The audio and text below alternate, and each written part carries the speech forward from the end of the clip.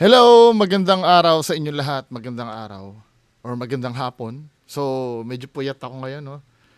Alas 2 na rin kasi ako natulog kasi doon sa reaction video namin sa nangyaring debate kagabi. May debate ba nangyari? Anyway, papanoorin nyo yan kay Boss Smokey. Hihingin ko yung link ng video. Ipopost ko sa community ko or dito sa dito sa ang tawag dito sa video na to. Sorry, medyo puyat pa ako eh. Anyway, marami nagpasa sa akin ng video na to na ito daw si Boy Dila. Kung kilala niyo si Boy Dila ay hinahunting na daw ni Mayor. 'Di ba? Kasi nung dati, nung unang video na napanood natin, parang doon sa reaction video ko kahapon, parang walang nakikitang mali si Mayor, which is parang kabulshitan nga pagdating sa sa ordinansa wala daw nilabag, etc. etc.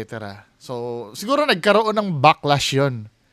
Maraming nadismaya doon sa ni Mayor, doon sa ginawang 'yon ni Mayor, or doon sa nasabi ni Mayor na walang panoorin natin tong balita na to, men. Hinahanap na po ng San Juan City Hall ang lalaking nag-viral dahil sa mapang-asar na pambabasa sa isang rider nitong Wata Wata Festival. Hindi umano siya nagpakita sa kanyang address na pinadadalhan naman ng mga delivery ng mga hindi niya in-order. At nakatutok si June Veneracion. Sa dami ng mga nakisali sa basa anong piyesta ng San Juan, isang tao ang pinakatumatak sa isip ng publiko dahil sa mapang-asar na ginawa niya sa isang... Yan kasi ang naging problem dito kay Boy Dila. Siya yung na-focus ng camera tapos nakakaasar talaga itsura niya. 'Di ba? Habang yung ang ganda kasi ng pagkaka-video sa kanya eh. Habang umiiwas yung habang umiiwas yung rider, parang inaasar niya pa. Ayan gumagano na yung rider tapos sa isip ng publiko. 'Di ba? Siya kasi yung parang nakilala. Kahit ako nung una napanood ko, busit na busit din ako dito eh. 'Di ba? Dahil sa mapang-asar na ginawa niya sa isang rider na ginamitan niya ng water gun. Siya ngayon ang nagiging muka. Tapos ngayon, ito si Mayor, 'di ba? Hindi niya nakayanan ang siguro yung pressure, tapos yung backlash Pinakita na sa kanya nung una 'yan eh. Ang problem nga lang, parang sinwep under the rug ni Mayor. 'Di ba? Ng Wata Wata Festival. At nakakalungkot at nakakagalit. Gustong makausap ni Mayor Francis Zamora ang residente ng kanilang lungsod na ilang araw nang viral dahil sa kanyang ginawa. Pinapahanap na niya ito sa kapitan ng kanilang barangay. Patawag ko siya at kakausapin ko siya personally. Sisiguraduhin ko na matuto sila ng leksyon. Patay ka. Naku, patay ka. Marami kasing hate na natanggap si Mayor eh. Kaya lang, for me, parang overdue na rin to. Kasi kung ginawa ni Mayor yan noon pa, wala nang naaabalang ibang rider. Hindi ko sinasabing tama yung tama yung ginagawa ng mga tao na magpa-deliver ng magpa-deliver. Kasi yun ang ginawa ng tao para makaganti eh. Yung magpa-deliver, mali yun. Marami na abala dun, men eh. May Jollibee pa nga ako nakita eh. At kung ano mga pinapa-deliver na pinapabayad kay Boy Dila. 'Di ba? Kasi nalaman kasi ng mga tao yung address niya. May ad kasi, parang ang pagkakaalam ko, si Boy Dila nagbebenta ng ng parts yata ng motor. Tapos nakalagay doon na contact me this number, tapos yung address nandoon. Yun yung ginamit ng mga tao na sa kanya. Kasi nga walang nangyayari sa pamahalaan ng San Juan.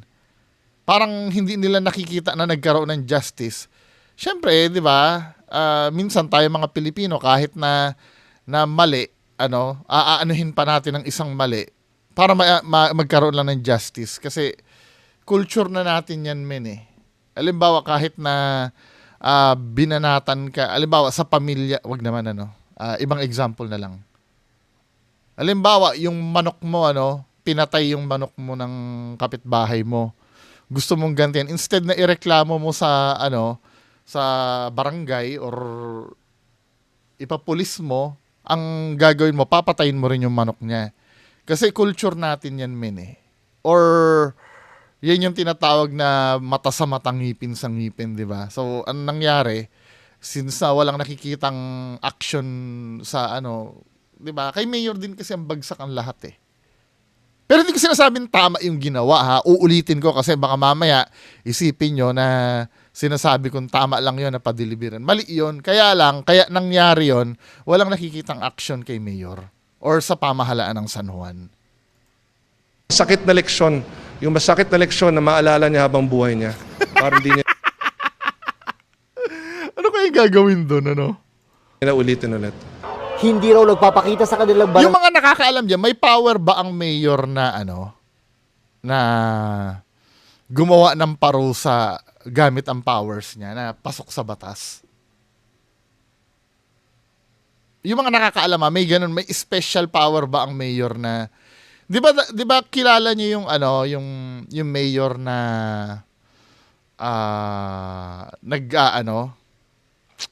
yung nagpapaparada ala Duterte ang datingan. Ano yun eh, inassassinate yun eh. Yung nagpaparada ng ng mga adik na may nakalagay dito. Adik ako, wag tularan. Tapos yung may pelikula si sa Baras yata yun, si Eddie Garcia, yung nanglalatigo siya ng mga ng mga krimen. Napanood niyo na ba yun? Mayor Climaco? Totoo ba? Siya ba yun? Pakicorrect ako ha. Parang movie ni Eddie Garcia yon na nilalatigo niya yung mga kriminal dun sa munisipyo. Pakicorrect ako ha, baka mali ako. Ang tanong, meron bang batas na ganon? Special batas na ganon? Ang mayor? Anyway, pagpatuloy natin. ang lalaki. Pero mayat maya naman ang dating ng iba't ibang online delivery sa kanyang address. Nang suspecha ay booking mula sa mga nagalit sa kanyang ginawa. Kami po muli ay umaapila na ang talagang apektado po dito ay yung mga riders na nagtatrabaho ng maayos at bumubuhay sa kanilang mga pamilya. Tayo po sana ay itigil na po ang itong mga pagpapadala ng kahit na anuman. Yun na nga eh. Yun na nga eh. Kasi wala kayong ginagawa dyan. Diba? Hindi man lang, kung sa umpisa pa lang, nung yan ay sinusumbong na sa inyo, hindi nyo naman kailangan gulpihin yan si Boy Dila eh. Makita lang ng tao na, alam mo, pinuntahan ni Mayor, pinagsabi, oy, wag mo nang gagawin uli yun ha. At sa susunod, baka hindi ka na sikatan ng araw. Hindi kahit man lang pagsabihan man lang sana na mga ganong bagay. Wala kasi nakikita yung taong ganon. Diba? Alam mo naman sa atin dito sa Pilipinas, majority sa atin, mga otak teleserye, kailangan talagang, yan ang gustong-gusto natin eh, yung pag may maangas-angas, tapos biglang masasampulan ng ganyan.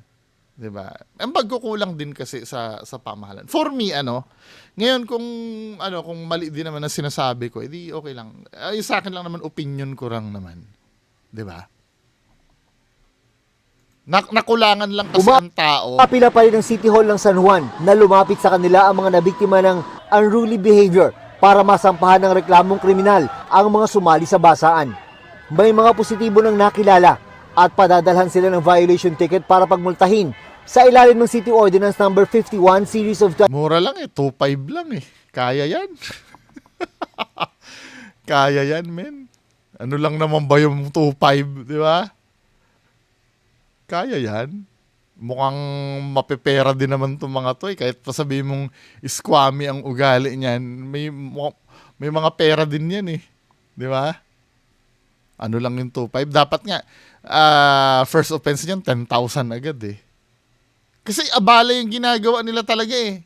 Hindi lang naman yung abala na, di ba naalala nyo may umapila dyan na hindi ba kayo pwede maabala kahit isang araw. Yung abala na pwedeng maabala ka, yung mga abalang normal lang, yung, let's say, halimbawa, ipapatigil na makikipicture sa'yo, di ba? Mga ganon yung hindi ka naaapektuhan.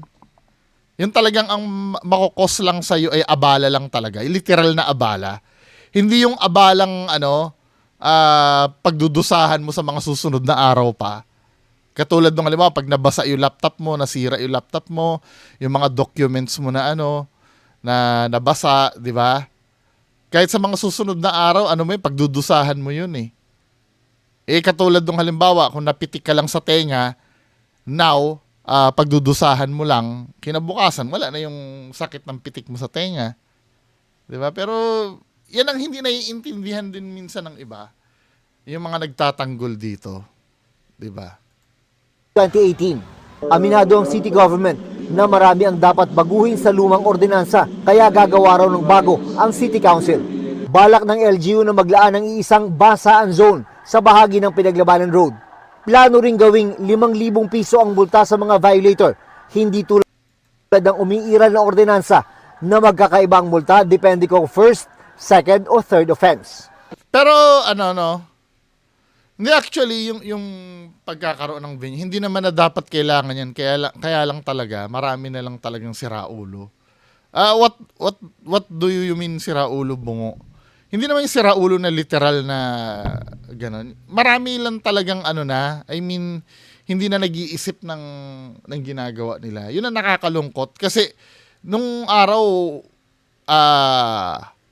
wala namang zone eh. Kasi lahat ng tao noon busy magtrabaho, ang pinagkakaabalahan ng mga tao noon kumita. Kung may mga basaan mang ganyan, hindi naman ganyan kagrabe. Wala namang restriction ng araw eh. Dumadating lang talaga yung point na hindi na nagiging disiplinado yung mga tao. 'Di ba? Ang problema yung sa tao na. Kaya kailangan gumawa na ng mga ganyang uri ng ordinansa na. 'Di ba? Nung araw hindi, bagamat siguro dati nakakarinig naman ako ng ganyan noon before. Pero hindi naman ganyan kagrabe. May respeto pa rin naman talaga yung mga tao noon. Yung pag alam nung tao na nakangiti ka, dadaan ka, nakangiti ka, babasain ka. Pero pag yung ginaganyan ka na, yung gumaganyan na alam naman nila yung tsaka alam nila yung feeling ng makakaabala ka sa hindi. 'Di ba, men? Yung dapat ang iniisip ng mga mga taga San Juan, 'di ba? 'Di ba ang sasakit na ng salita na na natatanggap nyo ngayon. Tapos I do understand naman kung magalit kayo, kaya lang syempre saan nagsimula yung ganyan, yung pagbansag sa inyo ng squatter festival, 'di ba? Hindi na kasi kung halimbawa, alam mo, kung halimbawa magtatalaga sila ng lugar ng basaan dyan, feeling ko tatamarin na rin ng tao dyan eh. Sa totoo lang. Agree kayo sa akin? Tatamarin kasi wala nang thrill dun eh. Ang mga babasain mo dun, mga kapwa mo na lang na gustong makipagbasaan, wala nang thrill dun. Kaya naman nagiging masaya yan dahil nakakapagbasa sila ng mga taong ayaw mabasa eh. Di ba? Kapag sila na lang yun, wala na yan. Wala nang a-attend dyan. At mamamatay na ng kusa, yung tradisyon na yan. 'Di ba? Kasi hindi na yun yung hindi na yun yung kaligayahan nila eh. Nagiging masaya lang naman yan pagka halimbawa may perwisyo sila. Yung nakikita nilang nagagalit yung nabasa, yung nagiging nakakawawa nila yung nabasa. Yun kasi ang masayang part eh. Pero pag yung kayo-kayo na lang, wala na, hindi na yan. Kusa ng tatama rin ng tao dyan. Pag yung may lugar na kayo, tapos dun lang kayo nagbabasaan. Wala na. Not funny na. Tapos ito pala, men. Ano ba? Nakita ko to, naghahamon-hamon ka pa kung kani-kanino.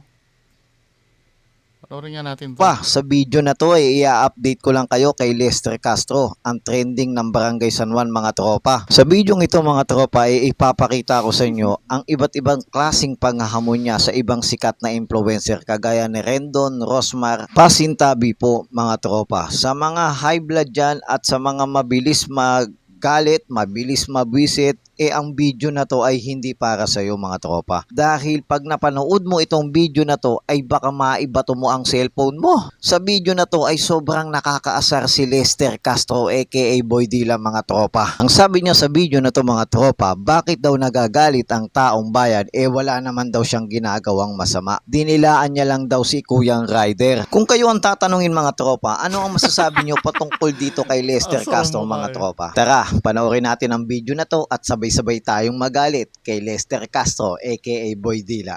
Pataga ko dito kay Rendon. Pataga ko Rendon. Guys. Bashers! Bashers! Patayin ko na kaya to para magkaano na talaga. Patayin ko na kaya to para ano, ang dami nanonood yo. Nakakabang-abang talaga si Boy Dila eh. Perwisyo. Anong perwisyo? Titignan mo na lang, wala kaming piniperwisyon tao. Dinilaan ko lang si Manong. Ikaw gusto mo dilaan kita? Shoutout shoutout kay Rendon.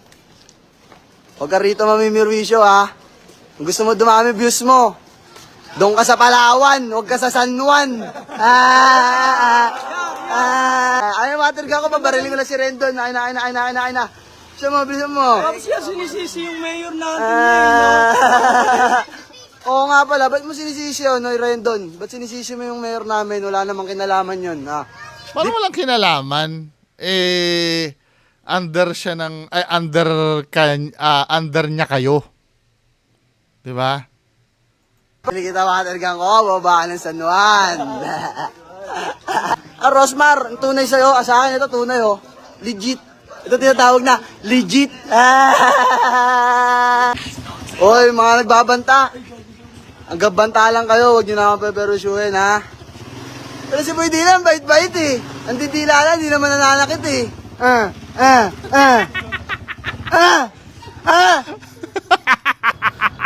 Biglang dumaan. Malabo akong sapakin dito, di naman mga kasama ko. Papayak mo lang ako pag birthday ko na. Yung mga kumukum gusto mag-collab, nandito na si Boy I Love It. Parang Grabe mga parang tropa. kinakapitalize niya na talaga na ano. Yung parang siguro nakakuha siya ng opportunity na magiging vlogger siya. Sabi ko na may purpose din yun Para siguro yung nakita niyang fame, parang nakakuha siya ng opportunity. Na parang instant career, ganon. Kaya lang for all the wrong reasons, men Hindi yung, okay lang sana kung halimbawa sumikat ka dahil may tinulungan kang matanda. 'Di ba? Or ang ginawa mo, may iwa-water cannon sana. Humarang ka ikaw yung pumrotekta, 'di ba? Pero hindi pero may value pa naman yung sa mga content creator na makikipag-collab sa'yo. May value yung pangalan mo. 'Di ba? Si si Taragis nga yung takoyaki, hinahanap ka nun Gusto kang makakulab nun 'di ba? Yan ang napala natin. Anyway, mga kababayan ko, dito naman tayo sa isang video. Nag-public apology daw si Boy Dila. So, panoorin natin tong video na to.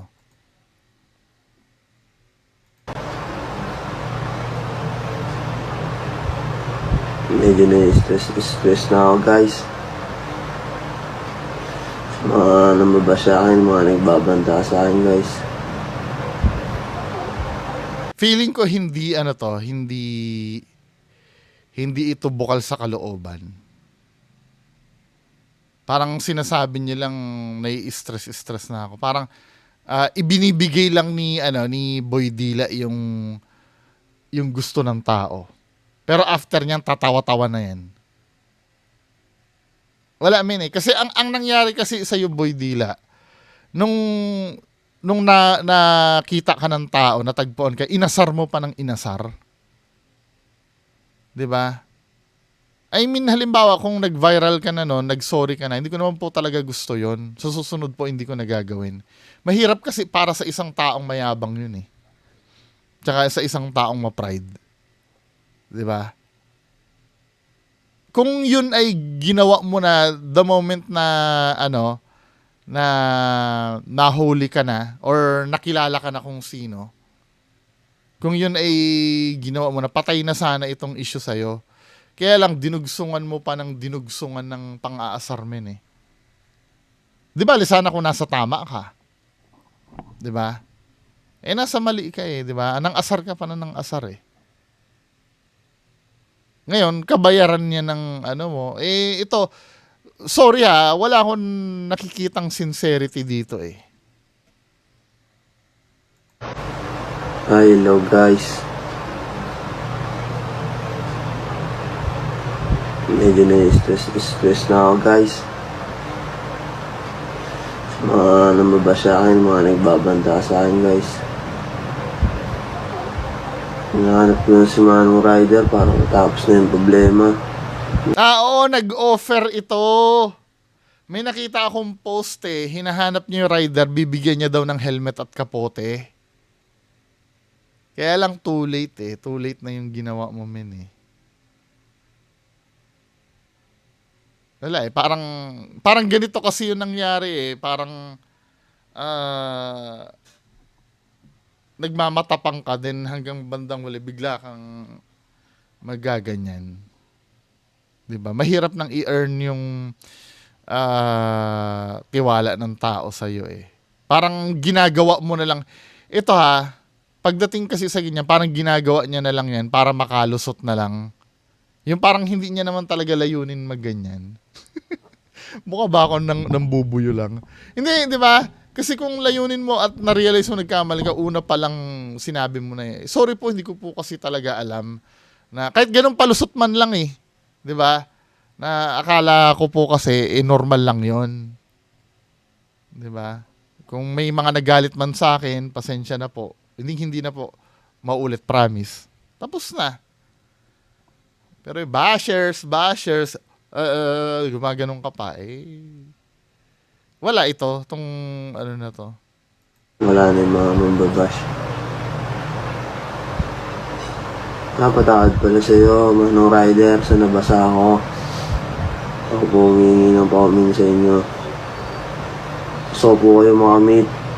Ang ano nito, ang problem dito, no? Baka mamaya yung binasa mo sa sobrang gulo din ng isip eh hindi rin niya matandaan na ikaw yung bumasa sa kanya. Sa sobrang disoriented na dahil 'di ba kahit saan pumupunta hindi na alam yung patutunguhan unless mapanood niyo yung video na ako yun ah. Pero kung halimbawa wala rin naman pakialam yung yung rider na yon. Hindi mo rin matitrace yun, min.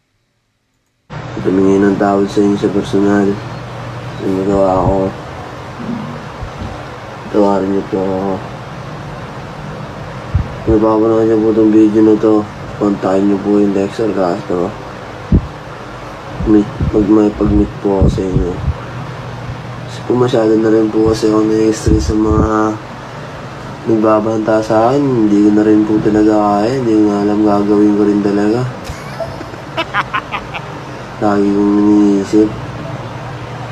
Kaya Manong Rider, kung sana po mapanood niyo po ito.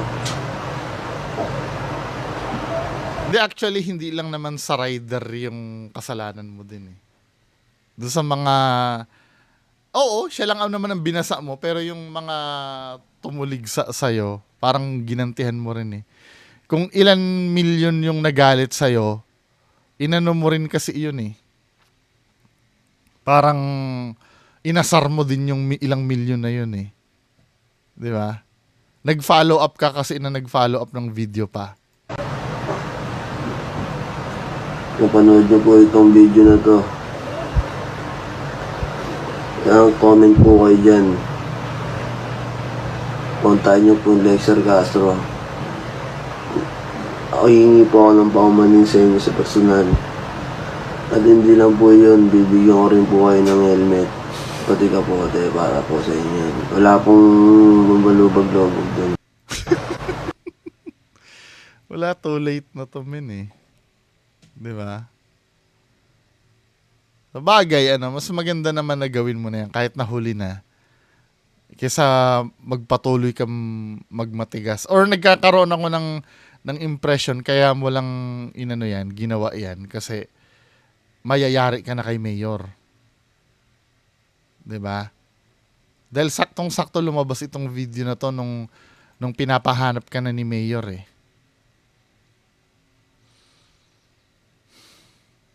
Ano ba?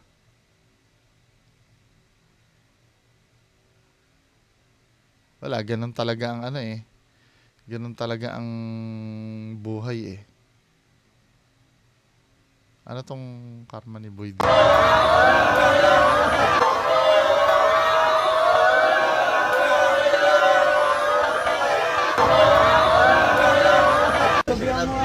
Sa unang-una, di ko sinaktan si Manong, binasa ko lang siya.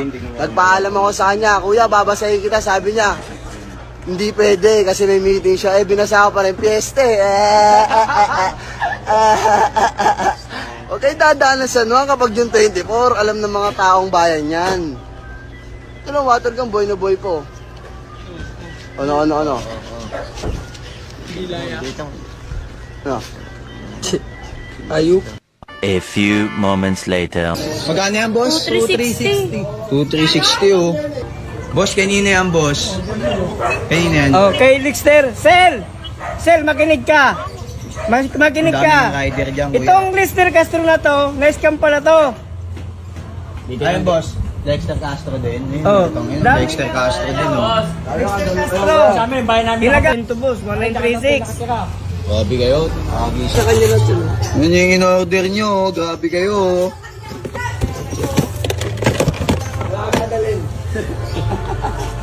Dami yun, boss, oh. Permission. Asa mo kay King? Sino yung literal na permission? Ngayon yung sabihin. Hindi men eh. I mean, yung mga nagpadala sa'yo niyan, di ba? Yung nagpadala sa'yo niyan, nasa bahay lang yun. Katulad din yan, yung nagpadala sa iyo, katulad din yan ng ng ginawa mo eh. 'Di ba? Na merwisyo ka rin eh. Ang nangyari lang, mas marami yung bumalik sa iyo. Hindi ko sinasabing tama ito ha. Itong ginawa kay Lexter Castro, maling-mali naman to. Pero ang nangyari kasi dito, yung single na ginawa mo, bumalik sa iyo ng doble, triple, or multiple times pa. Di ba, men? Kawawa yung mag-aabono. Grabe. Di ba? Pero dito sana yung mga part na to, yung pinapadalhan ka ng mga ganyan, dapat may nararamdaman ka ng guilt dyan, men eh. Di ba? Let's say, hindi mo nga naman kasalanan yan, Pero ano ba ang dahilan kung bakit nandyan yung mga rider na yan at na-scam? Di ba? Bagamat hindi naman ikaw ang may dulot niyan ng pagdating dyan. Ikaw kasi yung main reason, men eh. Di ba? Hindi mo pwedeng ialis ang sarili mo sa equation na oy, wala akong kinalaman dyan pinadalan. Ikaw kasi ang may Ikaw kasi ang may may yung punot dulo, sa'yo nang gagaling kasi lahat eh. Kaya sinasabi ko sa inyo mga kababayan ko, yung sasabihin nyo dito sa social media, may responsibility kayo. 'Di ba? Maraming siraulo dito sa social media. Kahit nga ako din eh. Ako, kung tutuusin, ang sinasabi ko lang naman ay totoo. Pero ang daming may galit sa akin. Hindi ko naiintindihan. 'Di ba? Hindi naman ako si Boy Dila. 'Di ba? Nag-question lang naman ako. Ikaw pa kaya na nakakaasar ang ginawa mo, men? 'Di ba? Yan ang mangyayari sa atin. Tapos papahanting ka pa namin. Curious ako eh. Ano kayang gagawin ni Mayor sa kanya, Yung parang yung sinabing hindi niya daw makakalimutan. Puta na, Pati ano, Scam lang yan niya, pasensya na po. pati bubong, graba.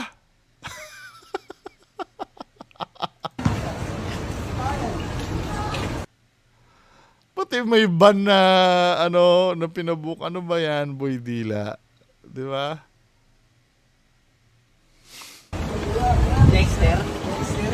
Ang upal yan, kuya. Dexter Castro yan niya. Ito pa ang problem dito, tuwan-tuwa pa yung ano no, yung mga kasamahan mo. Dapat may guilt na kayo diyan eh. Yung parang nafi-feel nyo na dahil sa amin ginagawa to. Ganun sana ang ma-feel nyo diyan, men eh. Alam mo nung unang barrage niyan, yung pagdating ng mga ganyan, dapat nag-sorry ka na eh, pero wala eh. Parang ang mangyayari, parang, uy, wala ako diyan ha. Pero kayo reason, men eh. Ang dami oh. Hindi ko na piniplay. Naawa din kasi ako doon sa mga rider eh. Yeah. Anyway, mga kababayan ko, yan lang po muna. Maraming salamat. Bye-bye.